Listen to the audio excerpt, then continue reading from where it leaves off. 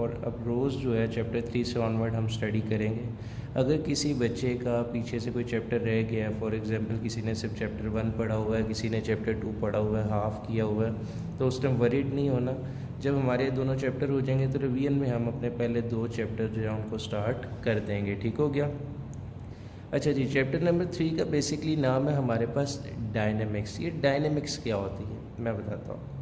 अच्छा, the branch of mechanics in which we study about motion and cause of a motion. अगर हम motion को study करें और मोशन के साथ उसके काज को भी स्टडी करें तो इसको हम क्या नाम देते हैं, डायनेमिक्स। अब आपको ये बात समझ नहीं आई होगी। फॉर एग्जांपल सर कैसे मोशन को तो आपको पता है। फॉर एग्जांपल मैं एक चेयर है और उस चेयर को मैं जो है वो फोर्स लगाता हूँ तो वो चेयर क्या करेगी, मूव करने लग जाएगी, उसमें मोशन पैदा हो जाएगी।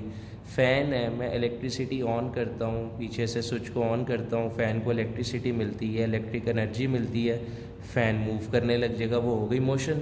कि फ़ैन सर्कल में मूव कर रहा है तो सर्कुलर मोशन हो गई। चेयर को फोर्स लगाई, वो स्ट्रेटली मूव कर रही है तो वो कौन सी मोशन हो गई, लीनियर मोशन होगी। लेकिन मोशन तो समझ आ गई कि ऐसी ब्रांच मैकेनिक्स की जिसमें हम मोशन को स्टडी करें, वो तो क्लियर हो गई बात। लेकिन कॉज क्या है, देखो मोशन किसी ना किसी काज से पैदा होती है। फॉर एग्जांपल अगर मैं बात कर रहा हूँ चेयर है, चेयर को मैंने देखो क्या लगाई, फोर्स लगाई। फोर्स बेसिकली काज थी किसकी, चेयर पर होने वाली मोशन की। तो इन शॉर्ट आप लोगों ने बेटा ये याद रखना है कि ऐसी ब्रांच मैकेनिक्स की और फिज़िक्स की जिसमें हम मोशन को स्टडी करें और उसके साथ साथ उसके काज को स्टडी करें, वो हमारे पास क्या कहलाती है, डायनेमिक्स कहलाती है।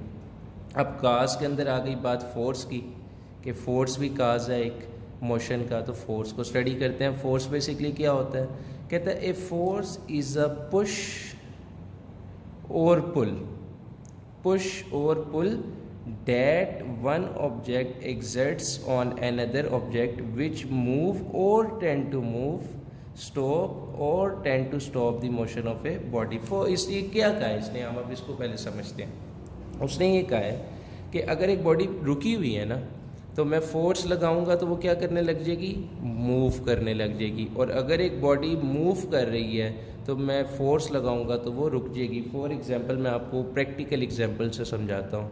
फॉर एग्जांपल आपकी तरफ एक बंदा दौड़ता हुआ आ रहा है, ठीक है। जब दौड़ता हुआ वो आपकी तरफ आ रहा है, आप सामने खड़े हुए हो, आपने उसको रोकना है, तो रोकने के लिए आप हाथों से क्या लगाओगे, उसके ऊपर फोर्स लगाओगे। और जब हाथों से फोर्स लगाओगे तो वो मूव करता हुआ आ रहा था तो वो स्टॉप हो गया।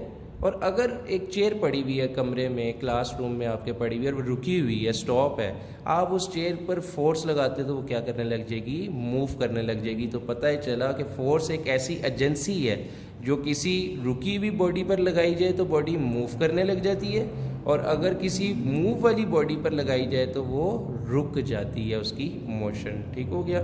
डायनेमिक्स भी क्लियर हो गया कि हम स्टडी करेंगे इस पूरे चैप्टर में मोशन को और उसके काज को स्टडी करेंगे। और काज में पहला काज फोर्स आ गया, वो भी हमने स्टडी कर लिया। अब फोर्स की प्रॉपर्टीज़ क्या हैं। मैं कहता हूँ जी फोर्स एक वेक्टर क्वांटिटी है। पहले तो इस पॉइंट को हम समझते हैं कि फोर्स फोर्स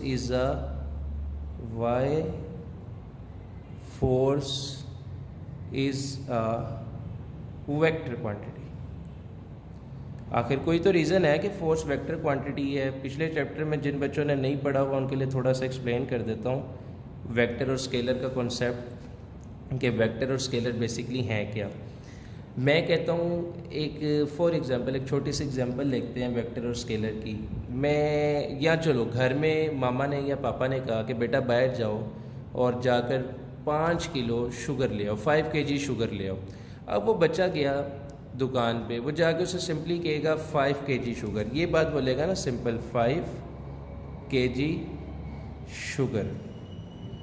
शुगर तो हमारा था मैस। अब इस मैस को समझ लो एक क्वांटिटी है शुगर, ठीक है। इस मैस को डिफाइन करने के लिए हमारे पास मैग्नीट्यूड और यूनिट इनफ थे। मीन 5 मैग्नीट्यूड है, kg यूनिट है। मीन ये इस मैस को जो शुगर है इसको इस क्वांटिटी को डिफाइन करने के लिए, डिस्क्राइब करने के लिए कि दुकानदार को जाकर कह दें कि 5 किलो चीनी हमें दे दे तो 5 मैग्नीट्यूड और kg यूनिट हमारे पास क्या है, इनफ है। तो इन शॉर्ट पता ये चला कि ये हो गई हमारे पास स्केलर क्वांटिटी, ऐसी क्वांटिटी जिसको कंप्लीटली डिस्क्राइब करने के लिए हमारे पास सिर्फ यूनिट और मैग्नीट्यूड इनफ हो, वो क्या होती है, स्केलर होती है। टाइम है, मैं कहूँगा 10 मिनट, 10 मैग्नीट्यूड हो गया और जो मिनट बोले वो क्या हो गया, यूनिट हो गया। कभी ऐसा बोला मैंने, अच्छा जी टाइम हो रहा है 10 मिनट नॉर्थ की तरफ, नहीं बोला ना। तो इन शॉर्ट उसमें हमें डायरेक्शन की टाइम में ज़रूरत नहीं है। कभी मैं दुकानदार को जाके शुगर के लिए नहीं बोलूँगा कि 5 किलो चीनी मुझे वेस्ट की तरफ दे दे, पॉसिबल ही नहीं है, क्योंकि उसमें भी हमें डायरेक्शन की ज़रूरत नहीं है। अब आते हैं वेक्टर की तरफ। वेक्टर क्या होता है, मैं ये थोड़ा सा एक्सप्लेन इसलिए कर रहा हूँ कि जिन्हें नहीं पता बच्चों को उन्हें पता चल जाए और उसके बाद फिर ये कॉन्सेप्ट के फोर्स वेक्टर क्यों है समझना आसान हो जाएगा। ठीक हो गया। वेक्टर क्वांटिटी ऐसी क्वांटिटी जिसको कंप्लीटली डिस्क्राइब करने के लिए हमारे पास जो है वो मैग्नीट्यूड, यूनिट और डायरेक्शन हो, मैग्नीट्यूड, यूनिट और डायरेक्शन हो, वो हमारे पास क्या कहलाता है, वेक्टर क्वांटिटी कहलाता है। मिसाल के तौर पे छोटी सी एग्जांपल देने लगा, मैं आपको 100 बोल दूं, आप में से किसी को नहीं समझ आनी सर ये 100 क्या है, किसी को भी नहीं पता चलेगा। चलो मैं 100 के साथ आपको बोल देता हूँ न्यूटन, आपको समझ आ जाएगी सर ने 100 न्यूटन का है, इसका मतलब है सर फोर्स की बात कर रहे हैं कि 100 न्यूटन फोर्स, लेकिन आपको नहीं पता कि 100 न्यूटन फोर्स का आपने क्या करना है।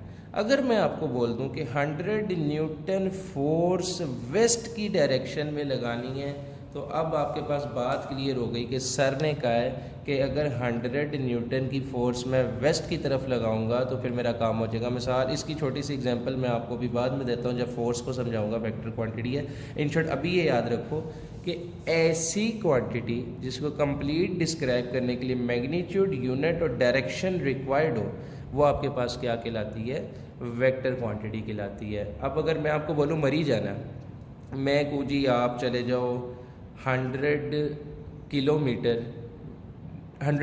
चले जाओ, आपको नहीं समझ आएगा। मैंने क्या बोला कि 100 किलोमीटर, 100 हो गया मैग्नीट्यूड, किलोमीटर हो गया यूनिट, आप क्या मरी पहुंच जाओगे, नहीं पहुंच सकते। लेकिन अगर मैं आपको साथ बोल दूं कि 100 किलोमीटर नॉर्थ की डायरेक्शन में चले जाओ, तो अब आप क्या होगा कि आपके पास इन्फॉर्मेशन कंप्लीट हो गई कि 100 किलोमीटर अगर मैं नॉर्थ में ट्रैवल करता हूँ, मेरे पास मैग्नीट्यूड भी है, यूनिट भी है, डायरेक्शन भी है, तो मैं क्या करूँगा, मरी पहुँच जाऊँगा। तो इन शॉर्ट ऐसी क्वांटिटी जिसमें मैग्नीट्यूड, यूनिट और डायरेक्शन हो, वो क्या कहलाती है, वेक्टर क्वांटिटी कहलाती है। अब फोर्स वेक्टर की हुआ, मिसाल के तौर पे आपकी क्लास रूम का एक दरवाज़ा होता है। अब मैं इस पॉइंट पे आ रहा हूँ, स्केलर वेक्टर मैंने समझा दिया कि जिसमें डायरेक्शन नहीं है वो स्केलर, जिसमें डायरेक्शन है वो वेक्टर। अब फोर्स वेक्टर क्यों है, आपकी क्लासरूम में एक दरवाज़ा होता है, आप उस दरवाजे को कभी भी अंदर खड़े हुए हो बाहर की तरफ पुश करते रहो, क्या होगा, कभी भी दरवाज़ा जो है वो नहीं खुलेगा। आप नीचे बैठ के दरवाजे को ऊपर उठाते रहो, दरवाज़ा कभी भी ऊपर की तरफ नहीं जाएगा।